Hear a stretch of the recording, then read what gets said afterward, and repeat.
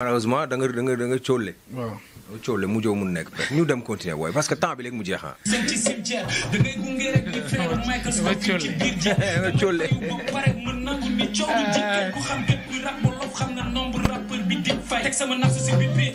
yow da nga fay rapport. bëri na ñëpp laa fay.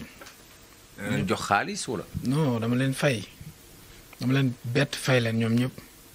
maanaam existé tuñ. waaw man maa existé. yaa leen yóbbu à la retraite. bon pour ego trip d'accord mais am na ñu existé am na ñuy kii mais man maa gën a existé quoi. yaa leen gën si vous cherchez un con vraiment venez le prendre. si vraiment vous voulez. non mais sérieusement loolu moo am man maa leen gën a existé quoi. waaw yow xam nga yow yaa gën a existé sa domaine. yow sama domaine maa gën a existé nañu wax dëgg. non mais le con man maa leen gën a existé. mais dégg nga. waaw bàyyi woon non mais ni nga ko waxee moo reetaan. moo am ku xam nombre de gars yi fi nekk di rap am nombre ji ñi. mais tu as été ba Cabana Club ba fi ñu doon wax léegi non avant Cissesse ba Adrien Senghor ba Sorano ba Ibamar j'ai été là j'ai vu muy nekk dabb daaxi ay findi fer yu ñuy collé ci dàll pour mun cee dox. donc je me suis dit que Dip il a eu de l'avance par rapport aux autres parce que dafa ñeme joindre sa parole à l'acte da ngay woo ñi la gëm sa communauté ñu lay fekk ci ay événements yu grandiose plus muy gën a ngand di inimaginable nga ci ñeme investir. moi je me dis le gosse il a soit c'est un génie soit il est tellement fou et alhamdoulilah ça a réussi heureusement pour le moment. xëy na bon yow ni nga fayee gars yi booy dinañ ñëw fayee la noonu incha allah. waaw peut-être xaw ma. dañ lay fay nag. waaw mun nañ ma fay. say mag say bon d'accord amul problème mais. xam nga loolu noonu su ma toogee sax di ko wax day mel ni man maa xam luy am suba mais li ma xam ak ni may xalaatee ak ni may liggéeyee xam naa bu baax ni xoolum sama xel defuma ko si ay booy bu mu mën a fay defuma ko foofu. rab bi fu dëmm dëgg la kat moo sañ a wax ni que pak bugul biggi sa ngeen bi ko buuru lëmba la moo tax ma lay jokkal ay tàmm ci bit bi sagal la yàgg soral màgg si mi dagg bu ma. hip hop yëfu dëmm dëgg la kan moo mën a. pak bugul biggi. pak dafa bëggoon biggi. waaw ay xarit lañu woon. mais finalement dañu mujjee clash. yëfu dëmm si boppam.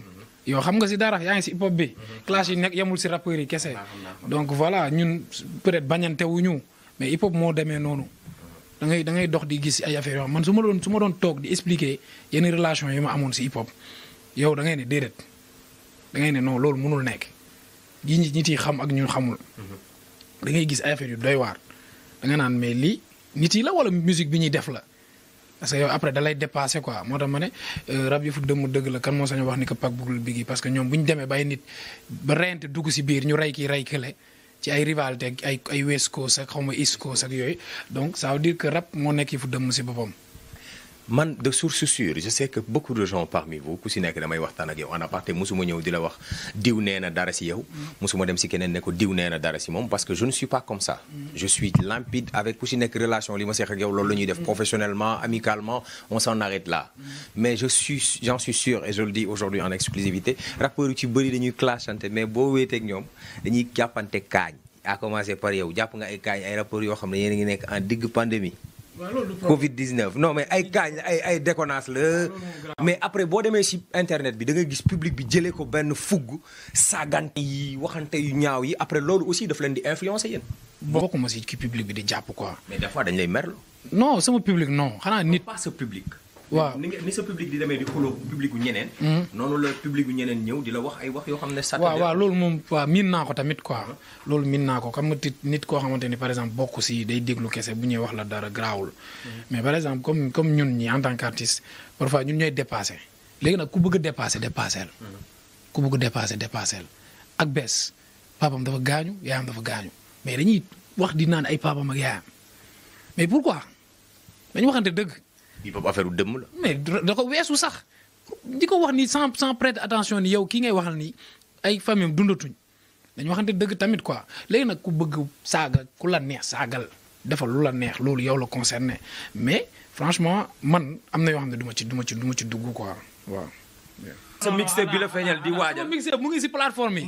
ñaata la kenn ku nekk def si streaming mun nga ko xam. waaw xam naa waaw ñoom xam nañ ko nañ ko publier booy mënuñu ko xam booy nekk si internet bi nañ publier.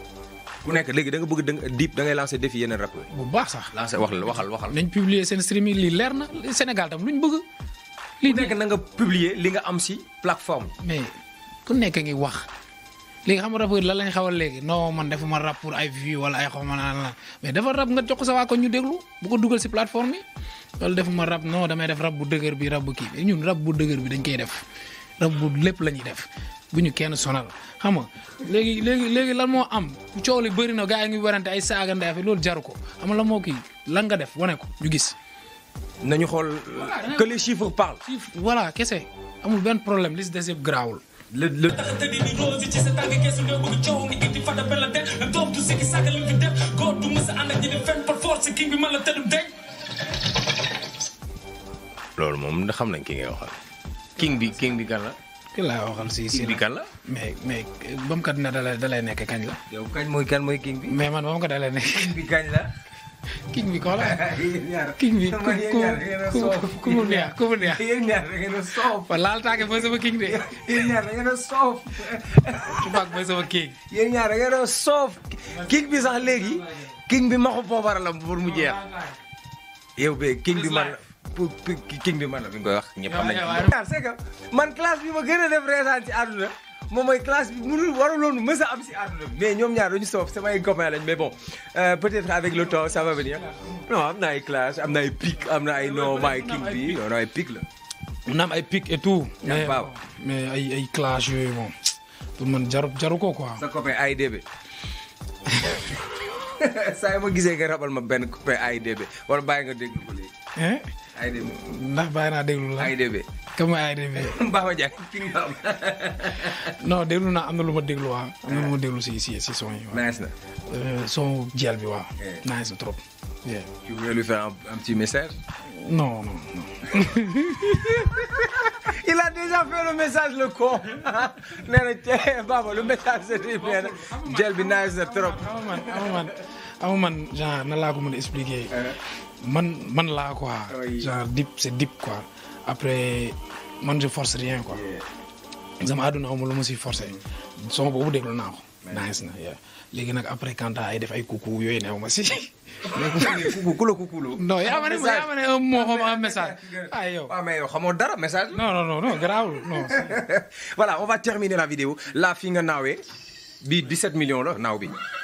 dégg nga façon foog ne même booy deegul foog ni jeex na may bés bi la god di yee. investir ci fen amoo sax bénéfice du doute. ça veut dire quoi. investir ci fen te amoo sax bénéfice du doute des fois.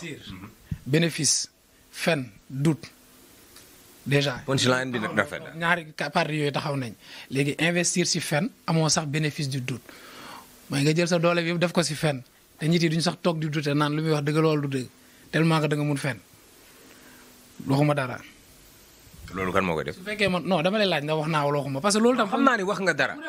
non wax nga dara. non wax nga mais kan moo def loolu. kan moo investir ci fen te amul sax bénéfice du doute. bëri na c'est pas kenn moo ko war a wax mais bëri na en plus rap la rek da ngay def ay affaire ay figures yu rafet après nga avancé mais am na ñu koy def bëri na am na ñu koy def te investir nañ mais amuñu ci loolu tamit parce que fu ñu waxee dañu naan kii dee fen. nan la nit di investir. investir ci fen maanaam da ngay fen pour yàqal nit.